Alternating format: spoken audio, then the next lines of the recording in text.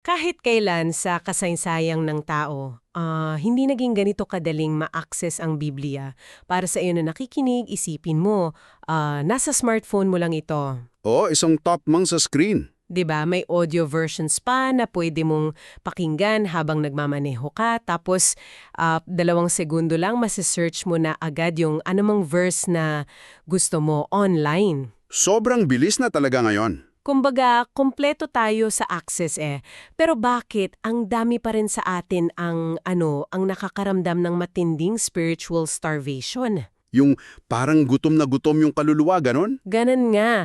Bakit parang may malaking kakulangan sa lalim ng pananampalataya natin kahit na sandamakmak na yung teknolohiya natin para dito? Okay, himayin natin ito. Sige, magandang pag-usapan yan. Sa masusing pagtalakayan natin ngayon, bubuksan natin yung isang napakayamang dokumento, yung 010 Daily Scripture Engagement. Ang misyon natin para sa iyo na nakikinig ngayon is tuklasin kung paano ba talaga nagiging isang aktibo at nagbabagong buhay na puwersa ang pagbabasa nito. Hindi lang yung parang passive na ritual lang na ginagawa natin para lang gumaan yung pakiramdam natin. Tama ka dyan. At yung malaking paradox kasi dyan, madalas nating napagkakamalan na yung solusyon ay nasa pagkakaroon lang ng kopya. Parang feeling natin dahil nasa bulsa na natin yung teksto, okay na, sapat na yon. Checkbox na agad, ganun. Oo, parang checkbox. Pero ang totoong issue dito ay hindi yung access eh. Ito ay yung engagement. Engagement. Yes, kailangan nating linawin yung kaibahan ng simpleng pagkuha lang ng information kumpara sa tinatawag nating formation. Formation. So, paghubog ng pagkatao. Exactly. Tuluyang paghubog yan. Pansinin mo yung sinasabi doon sa Hebrews chapter 4 verse 12 mula sa source natin. Sinasabi roon na ang salita daw ng Diyos ay buhay at aktibo. Wait, buhay! Parang literal na gumagalaw. Parang ganon. Hindi kasi ito isang patay na literatura o parang text message na binabasa mo lang para makuha ng update. Isa itong puwersa. Kapag trinato natin itong parang encyclopedia na bubuklat lang kapag may kailangan tayo, Namimiss natin yung buong point. correct, namimiss natin yung mismong mekanismo kung paano ito gumagalaw at nagpapalit ng direksyon ng isip natin. Grabe, nakaka-relate ako dyan. At tingin ko, marami sa atin ang biktima nitong tahimik na krisis na ito. Kasi ang daling kumuha ng impormasyon ngayon, nalulunod tayo doon sa tinatawag na information overload. Araw-araw yan eh. 'Di ba? Busy tayo sa iba't ibang opinyon, sa balita, sa dikta ng kultura mula sa pag-scroll natin sa social media. Tapos yung pagbabasa natin ng Biblia, madalas pasulpot-sulpot lang. Yung tipong 5 minuto lang. Oo, yung magbabasa ka ng isang verse of the day sa umaga mula sa isang app para lang masabing nakapag-devotional ka tapos Kakalimutan mo na agad. kakalimutan mo na buong maghapon, wala na. At dyan na nagsisimula yung marupok na pananampalataya. Kapag pasulput-sulput lang yung pagtingin natin sa katotohanan, pero buong araw naman tayo nakababad sa ingay ng mundo, alam mo mangyayari. Ano? Kapag dumating na yung matinding pagsubok o krisis, guguho agad yung pundasyon natin. Kasi marupok eh. Makes sense. Isipin mo na lang yung analohiya na binanggit doon sa sources natin. Yung tungkol sa surgeon. Ang isang surgeon nagiging magaling at pinagkakatiwala sa operating room dahil paminsan-minsan lang siyang nagbabasa ng medical articles kapag sinipag siya. Nakakatakot namang magpa-opera sa ganung doktor. 'Di ba? O kaya yung isang musikero, nagiging mahusay ba siya sa isang malaking concert kung nag-iensayo lang siya kapag feeling inspired siya? Siyempre hindi. Kailangan araw-araw yon. Siyempre hindi. Ang tunay na mastery o yung pagpapalalim, nangangailangan niya ng istruktura, repetisyon, at disiplina. Hindi pwedeng idaan lang sa mood na, "Oy, feel kong magbasa na yon." Kung ikongkonekta natin ito sa mas malaking larawan at titingnan natin kung paano talaga gumagana yung isip ng tao, yung mismong mekanismo sa likod nito, makikita natin kung bakit kailangan ng ganyang istruktura. Sige nga, paanong mekanismo? Ang isip kasi natin parang isang ilog yan. Kung saan madalas dumalo yung tubig, doon lumalalim yung uka, tama? Oo, totoo yan. Nabubuo yung daanan ng tubig. Sa usaping neuroplasticity o yung pagbuo ng habits natin, ang anumang madalas mong pakinggan, isipin at pagtuunan ng pansin, yun yung huhubog sa kung paano ka magdesisyon at mag-react. Kaya pala ipinapayo doon sa Romans chapter 12 verse 2 na huwag tayong sumunod sa agos ng mundong ito kundi mag-iba tayo sa pamamagitan ng pagbabago ng ating pag-iisip. Tumpak, literal na pagbabago. So, hindi lang pala ito usaping espiritual na nakalutang lang sa ere. Literal na pag-rewire ito ng utak at ng puso, ganun ba? Eksakto. Kapag hindi mo pinupuno yung isip mo ng strukturadong pag-aaral, otomatiko kang mahuhubog ng kung anumang ingay ang pumapaligid sa'yo. Ayon nga sa 2 Timothy chapter 3 verse 16, ang kasulatan ay God-breathed o kinasihan ng Diyos. God-breathed, hiningahan. Oo, isa siyang divine communication na patuloy na nagsasalita. Yung pagbabad natin dito araw-araw ay yung mismong proseso ng pagre-recalibrate ng isip natin. Para hindi tayo matanggay ng agos ng kultura. Ang galing. Yes, para may angkla tayo. Okay, dito na magiging sobrang interesante ang usapan natin. Kasi kung ito ay nagre-recalibrate ng isip, paano ba talaga ito gumagana sa araw-araw nating buhay? Paano nga ba ito makikita sa practice? Ipinapakilala ng dokumento natin ang tatlong napakalakas na metafora kung paano ito gumagana. Para sa iyo na nakikinig, tandaan mo ito. Ang ilawan, ang salamin at ang espada. Magagandang metafora yan. Chapter 119 verse 105, ang salita mo'y ilawan sa aking mga paa at liwanag sa aking landas. Para sa iyo na nakikinig ngayon, isipin mo ito na parang nagmamaneho ka sa isang madilim na kalsada na may matinding hamog o heavy fog. Magandang paglalarawan yan. Kasi yung mga headlights ng sasakyan mo sa gitna ng fog, hindi naman yan ipinapakita yung buong destinasyon mo na 10 kilometro pa ang layo, tama ba? Oo, ipinapakita lang nito yung susunod na 10 metro ng kalsada. Sapat lang para hindi ka mabangga. Eksakto. Kung gusto mo ng liwanag para sa susunod na kanto, kailangan mong umandar. Madalas kasi gusto nating ng detalyadong blueprint ng buong buhay natin mula sa Diyos eh. Yung tipong gusto natin, alam na natin agad lahat ng mangyayari. Oo. Sino ang mapapangasawa ko? Anong career ang dapat kong piliin? Paano ako yayaman? Pero ang ibinibigay ng Biblia ay practical na gabay lang para sa susunod mong hakbang. Just the next step. Nagbibigay ito ng sapat na liwanag para hindi ka madapa ngayon sa mismong desisyon na kailangan mong gawin ngayong araw. At ang nakakawili rito, kapag humakbang ka na, gamit yung ilawang yon, madalas lumilinaw din yung mga bagay na kailangan mong ayusin sa sarili mo. So bumabalik sa sarili? Oo. Kaya mula sa ilawan, nagiging salamin ito. At dyan papasok yung pangalawang metafora natin, ang salamin.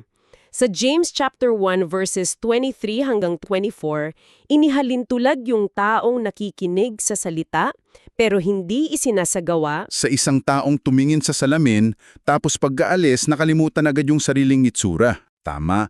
Ang Biblia kasi, isa siyang salamin na walang pinapanigan. Naglalantad ito ng ating tunay na kalagayan. Ipinapakita nito yung pride natin, yung mga nakatagong motibo natin, at yung mga blind spots na napakagaling nating pagtakpan sa harap ng ibang tao.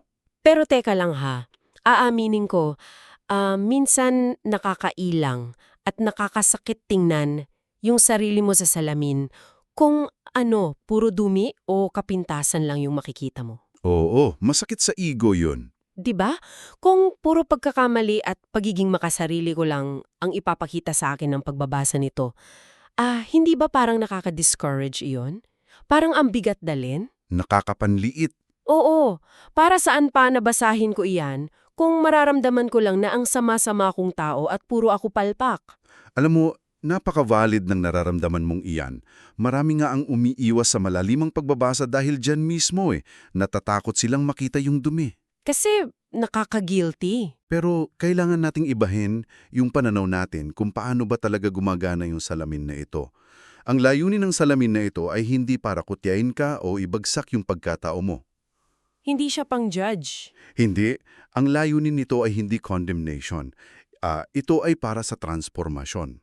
Ipinapakita nito yung dumi, hindi para pagtawanan ka, kundi para malaman mong kailangan mong maghilamos at linisin ito. Para umayos ka. Oo. Isang malakas na halimbawa mula sa kasaysayan natin ay si Martin Luther. Ginamit niya yung Biblia bilang salamin. Paanong ginamit? Nang harapin niya yung refleksyon ng sarili niyang kasalanan, naintindihan niya kung gaano kalaki yung biyaya ng Diyos.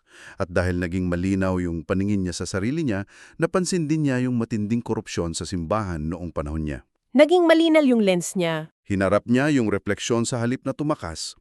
At yung tapang na iyon, yun yung nag-trigger ng reformasyon na bumago sa kasaysayan ng buong mundo. Wow! So, hindi siya umatras doon sa nakita niya. At dahil naging matapang siya sa pagtanggap ng katotohanan tungkol sa sarili niya, naging sandata niya ito para baguhin ang lipunan. Eksakto, naging sandata. Alin ang nagdadala sa atin sa pangatlong metafora? Ang espada. At nililinaw ng source natin na hindi ito yung espadang pan-display lang sa dingding na pinupunasan mo paminsan-minsan. Hindi ito palamuti lang. Sa Hebrews chapter 4 verse 12, ang salita ay inilalarawan bilang mas matalas pa sa anumang espadang may dalawang talim. At paano ba ginagamit ang espada? Meron itong dalawang function depensa at ofensa. Okay, paano siya naging depensa? Bilang depensa, panlaban ito sa panlinlinlang o deception. Isipin mo na lang si Jesus nang tuksuhin siya doon sa disyerto. Bawat kasinungalingan o pilipit na ideya na ibinato sa kanya, hindi siya nakipag-debate gamit ang sariling opinyon niya. Oo nga, no? Anong sinabi niya? Sinagot niya ito palagi ng, "It is written," o nasusulat. Iyon ang naging depensa niya. Inihiwa niya yung kasinungalingan gamit yung mismong katotohanan ng kasulatan. Ang galing. At paano naman ito ginagamit bilang opensa? Kasi yung espada panlaban din yan eh. Bilang opensa naman, ginagamit ito para isulong yung katarungan at buwagin yung mga maling sistema. Nakasaad sa dokumento natin yung kwento ni William Wilberforce. Yung lumaban sa slavery? Oo, siya yun. Ginamit niya ang Biblia bilang kanyang espada sa loob ng parlamento para labanan at ipabuwag yung napakatagal ng sistema ng pang-aalipin o slavery doon sa England. Grabe yung impact nun. Yung kanyang moral na lakas, yung argumentasyon niya at yung determinasyon niya, nakaugat lahat yan hindi sa sarili niyang pilosopiya, kundi sa salita ng Diyos na kumakalaban sa inustisya. Ngayon naiintindihan na natin yung mekanismo niya. Para sa iyo na nakikinig, alam na natin na ang Biblia ay ilawan para sa direksyon natin, salamin para sa refleksyon ng sarili natin, at espada para sa proteksyon at aksyon. Napakagandang buod niyan. Pero paano natin ito gagawing practical?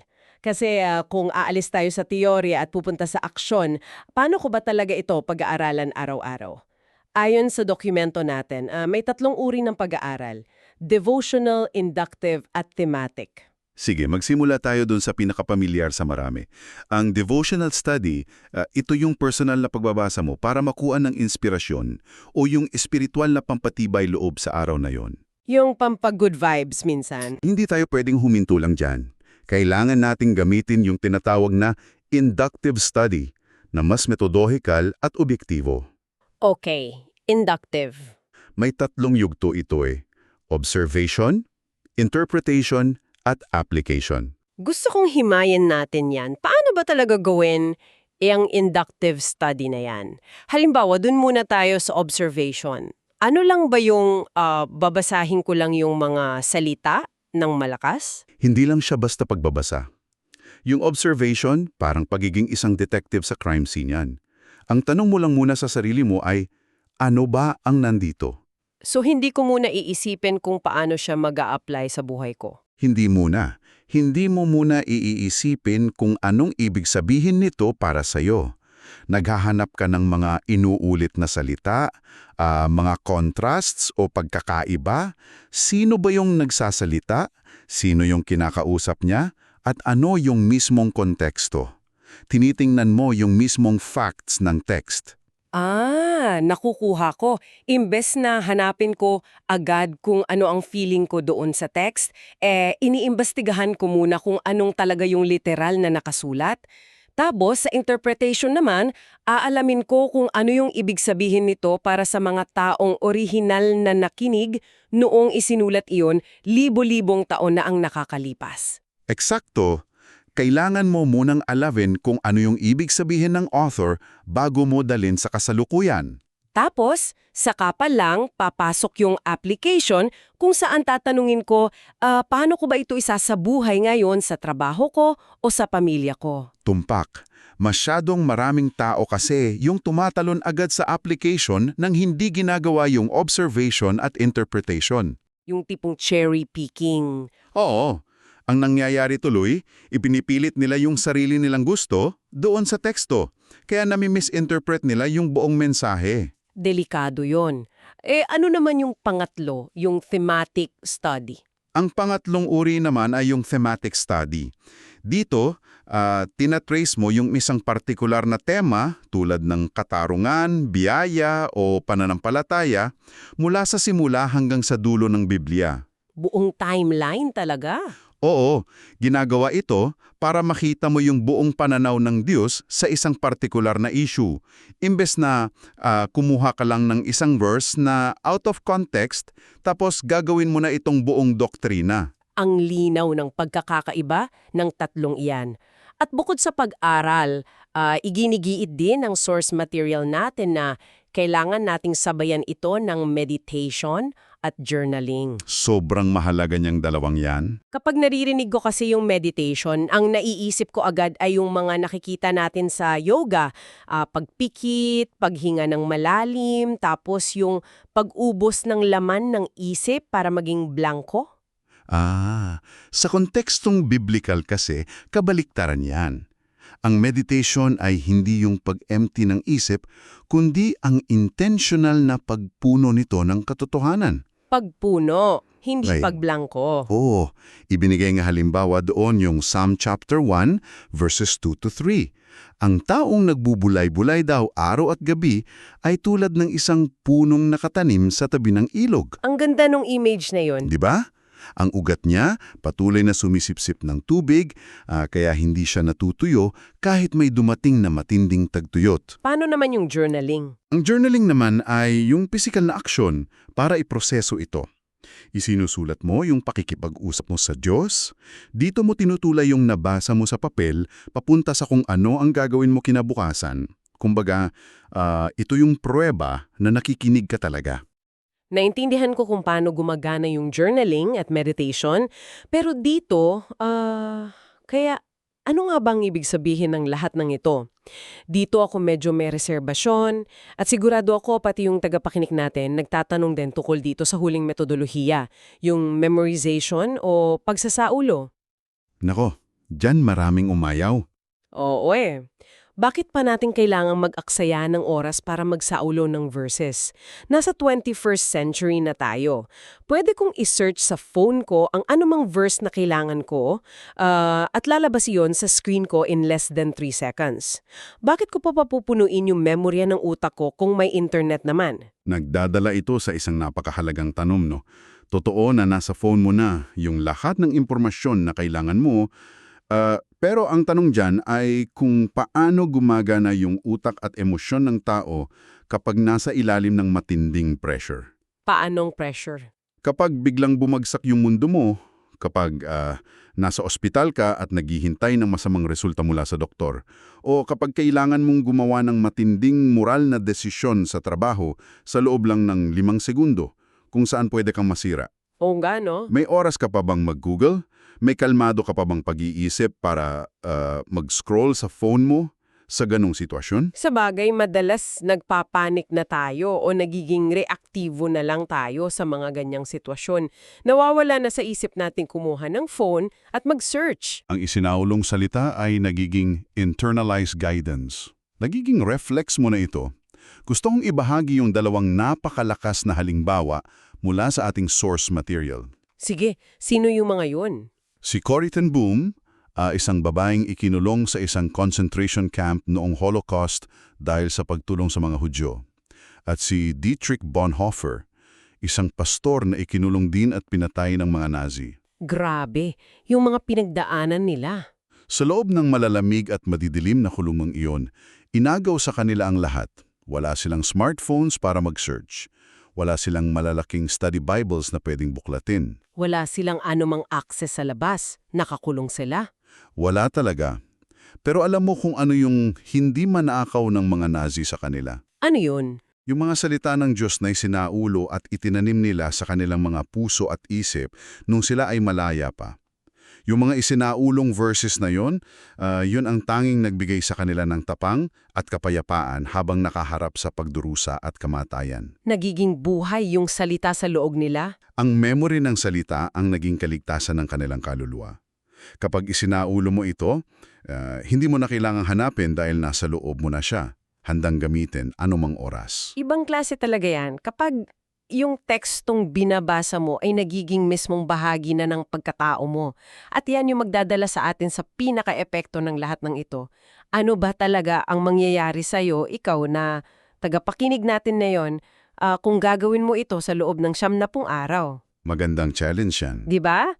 Kung magbabasa ka, mag-aaral gamit ang inductive method, magjo-journal at magsasaulo, ang sagot mula sa dokumento, mababago ang iyong worldview. Yung mismong paningin mo sa mundo. Lahat tayo kasi may lens o salamin sa mata na ginagamit para intindihin yung realidad.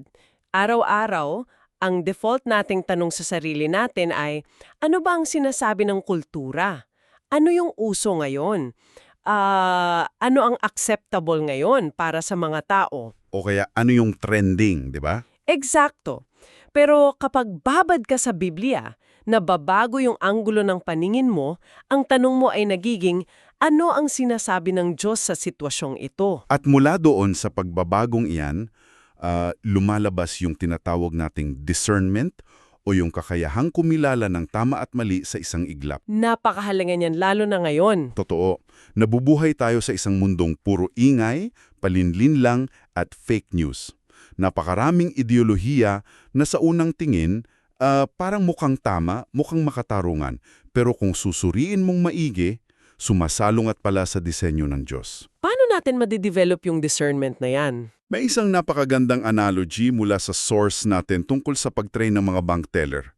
Paano ba nagiging eksperto ang isang bank teller sa paghuli ng peking pera? Tinuturuan ba silang kilalanin lahat ng klase ng peke? Hindi. Hindi nila inuubos yung oras nila sa pag-aaral ng bawat bagong klase ng peking pera. Napakarami noon at palaging may bagong modus ang mga namemeke. Kaya ano yung ginagawa nila? Paano nila nahuhuli? Araw-araw nilang hinahawakan, pinag-aaralan at kinakabisado yung tunay na pera. Dahil sa labis na pamilyaridad nila sa kung ano ang totoo at lihitimo, kapag may naabot sa kanilang peke, kahit napakagaling pa ng pagkakagaya niyan, at hindi halata ng ordinaryong tao, Mararamdaman na agad nila. oo, agad nararamdaman ng mga daliri nila na, teka, may mali dito. Ganyan na ganyan eksakto ang epekto ng araw-araw na pagbabad sa Biblia. Wow, napakagandang analogy nun. Di ba? Hindi mo kailangan pag-aralan yung bawat maling turo o bawat bagong pilosopiya dyan sa social media. Kapag pamilyar na pamilyar ka sa katotohanan ng Diyos, agad mong makikilala kung ano yung peke at mapaninling na ideya sa lipunan. Nakikita ko kung gaano iyan ka-praktikal. Para sa iyo na nakikinig, isipin mo yan sa opisina mo, sa pamamalakad ng negosyo mo, o kaya sa pagpapalaki ng mga anak mo. Ang mga pamantayan ng lipunan ngayon palaging pabago-bago. Mabilis mag-shift ang kultura natin. Ang mali noon tinatanggap na ngayon. Ang tama kahapon, baka bukas, i-cancel ka na sa internet dahil doon. Kapag palaging gumagalaw ang linya kung ano ang tama at mali, paano ka gagawa ng desisyon? Mahirap kapag walang angkla. Dito pumapasok yung tinatawag nilang kalinawan sa etika o moral clarity.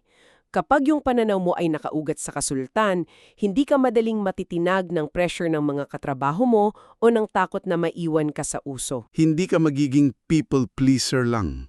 Meron kang solidong pundasyon na pinaghuhugutan ng iyong mga prinsipyo. Hindi ka lang basta nagre-react sa mga nangyayari sa paligid mo Nagiging angkor ka ng katotohanan sa lugar kung nasaan ka. Kaya kung titipunin natin ang lahat ng ito, ang buong pag-aaral na ito ay nagpapakita na yung pagbabasa ng Biblia, Hindi siya dapat maging isang simpleng relihiyosong obligasyon lang. Hindi siya chore. Hindi. Hindi siya listahan na kailangan mo lang tsekan para masabing mabuti kang tao. Ito ay isang sagradong pakikipag-usap, isang dialogo sa pagitan mo at ng lumikha sa'yo. Isang relasyon. Oo, kung saan nililinaw niya yung susunod mong hakbang gamit yung ilawan, inilalantad yung totoong estado ng puso mo gamit yung salamin para mahugasan ito, at ina-equip ka niya ng espada para sa laban mo bukas. Ginagawa mo ito kasi kailangan ng kaluluwa mo ng pagkain, lakas at liwanag. Bilang paglalagom natin sa deep dive na ito, nakita natin na ang salita ay hindi lang basta aklat. Para sa iyo na sumama sa ating talakayan ngayon, tandaan mo, ito ay ilawan sa matinding hamog, salamin na nagpapakita ng totoo ng walang halong pagkukumbari, at espada na ginagamit para sa depensa laban sa kasinungalingan at opensa para sa katarungan. At natutunan din natin na hindi natin ito ginagawa sa passive na paraan. Tama, mayroon tayong inductive study para investigahan yung text na parang isang detective. May meditation para ibaon ito sa isip na parang punong nakatanim sa ilog. At syempre, yung memorization para maging reflex natin ito sa oras ng krisis. Na nakapagligtas pa ng mga buhay tulad ni Corrie ten Boom. Kaya heto yung hamon namin para sa iyo na nakikinig. Subukan mo yung 90-day challenge na mariing inirerekomenda doon sa ating dokumento. Maglaan ka ng oras araw-araw para magbasa gamit yung inductive method at gumamit ka ng journal. Isulat mo. At subukan din nilang magsaulo kahit paunti-unti. Oo, kahit isang verse lang bawat linggo, pwede na yon. Bigyan mo ito ng 90 araw na dedikasyon at tingnan mo kung paano mag-iiba yung pananaw mo at yung tibay mo sa pagharap sa mga problema. At bilang huling kaisipan, na sana ay baunin at pagnilayan mo pagkatapos mong makinig dito. Ang tunay na layunin ng lahat ng ito ay hindi para makapagmalaki ka na nabasa mo na yung buong Biblia mula Genesis hanggang Revelation. Hindi ito pataasan ng kaalaman. Hindi talaga.